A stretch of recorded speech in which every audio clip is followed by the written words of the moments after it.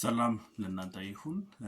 ዛሬ አንድ ሰው አስተዋውቃችኋለሁ። ቅዱስ አውግስቲን ይባላል። ይህ ሰው ምናልባት በቤተክርስቲያን ታሪክ ሐዋርያው ቅዱስ ጳውሎስ በኋላ በቤተክርስቲያን ዘመን ከሚታወቁ አንቱ ከሚባሉ ብዙ ጽሑፎችን ከጻፈ ብዙ ዶክትሪናል ነገሮችን ያዘጋጀልና በቤተክርስቲያን ውስጥ በጣም የሚወደድ ቅዱስ አባት የሚባል ሰው ነው።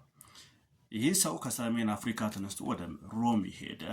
ከዛም በሮማ አካባቢ ላይ በነበረበት ሰዓት ላይ በእግዚአብሔር ጋር እንደተገናኘ ብዙዎቻችን ምናልባት የሱን መጽሐፍ ወይም ደግሞ ዲያሪውን ያነበብና የህይወት ታሪኩን የጻፈበትን የራሱን ጆርናል ያዘጋጀበት መጽሐፍ ያነበብን ሰዎች እናውቀዋለን።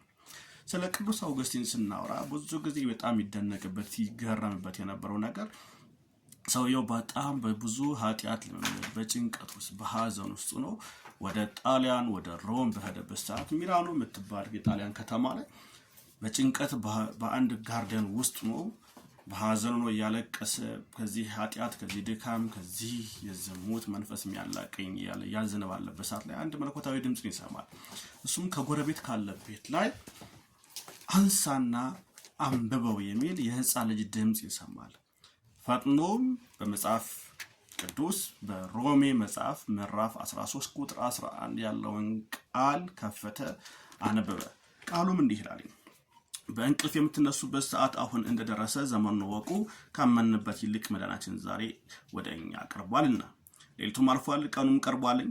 እንግዲህ የጨለማው ስራ አውጥተን የብርሃን ጋሻ ጦር እንልበስ። በቀን እንደሚሆን በአግባብ እንመላለስ።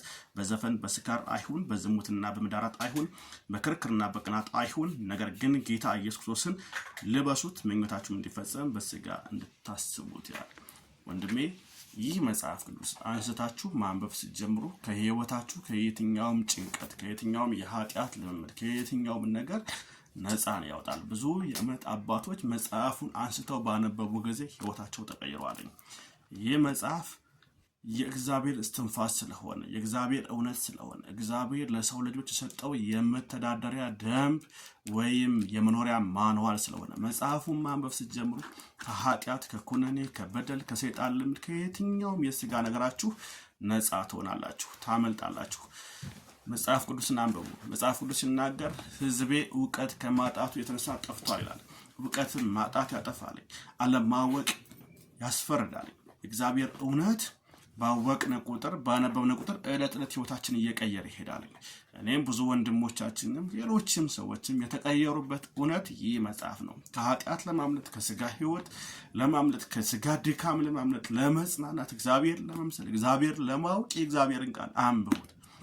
ማንበብ ጀምሩ፣ አንሱት። መጽሐፉን ስለሆነ ተቋም እያወራው አይደለም። ይህ መጽሐፍ የህይወት ጉዳይ ስለሆነ ነው። ቅዱስ መጽሐፉን ማንበብ ሲጀምሩ ህይወታችሁ መለወጥ ይጀምራል፣ ህይወታችሁ መታደስ ይጀምራል። መጽሐፍ ቅዱስ እምነት ከመስማት ነው፣ መስማትን በእግዚአብሔር ቃል ነው ስለሚል የምታነቡት መጽሐፍ ህይወታችሁን ይቀይራል፣ ነገራችሁን ይቀይራል፣ ታሪካችሁን ይቀይራል። እግዚአብሔር አምላክ ይህ መጽሐፍ የምታነቡበትን ጸጋ ይጨምርላችሁ። መጽሐፉን አንስታችሁ ቃሉን የምትመገቡበትን ረሃብ በውስጣችሁ ላይ ይጨምር። ህይወት ያለበት መንፈስ ያለበት እስትንፋስ እግዚአብሔር የእውነት ቃል ነው። ሰው ያልጻፈው ሰዎች በእግዚአብሔር መንፈስ ተመርተው የጻፉት ቅዱስ ቃል ነው።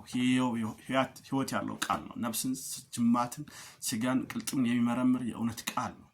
ስታነቡ ህይወታችሁ ይቀየራል፣ ከኃጢአት ታመልጣላችሁ፣ የምትድኑበትን የመዳን መንገድ ታውቃላችሁ። ስለ ክርስቶስ እናገራላችሁ። በዮሐንስ ወንጌል ምዕራፍ 6 ላይ ጌታ ሲናገር መጽሐፍት ሁሉ ስለኔ ይናገራሉ ስላለ ይህ መጽሐፍ ስለ ክርስቶስ የሚናገር የእውነት መጽሐፍ ነው። ጌታ ኢየሱስ ዘመናችሁን ይባርክ። ማንበብ መዳን በኢየሱስ ክርስቶስ ስም ይሁንላችሁ። ተባረኩ።